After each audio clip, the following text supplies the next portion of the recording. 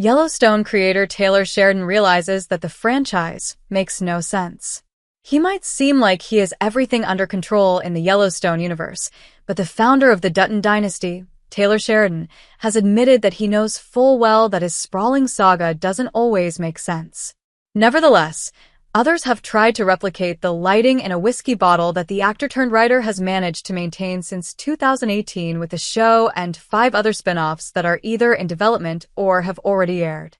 One such series that has come close to Yellowstone, in some ways, is the limited Netflix series American Primeval, which, while bearing no connection to Sheridan's work, is set in 1856, 26 years before the spin-off that the first generation of Duttons inhabits. It was directed by Peter Berg, who had a one-on-one with Sheridan about their respective projects.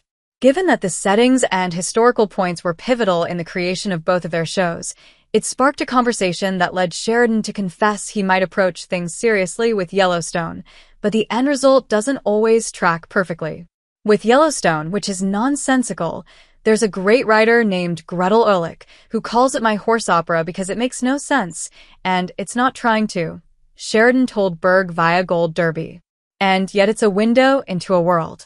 There's a very sort of loving nature with the camera that attempts to sell this place as the idyllic location to raise a family. I subtracted from that in 1883 and tried to make it look slightly more foreign.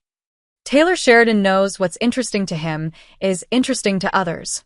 Horse opera or not, Sheridan still knew he had a hit on his hands because of the space on television that he saw needed filling and the horsepower required to bring it to life.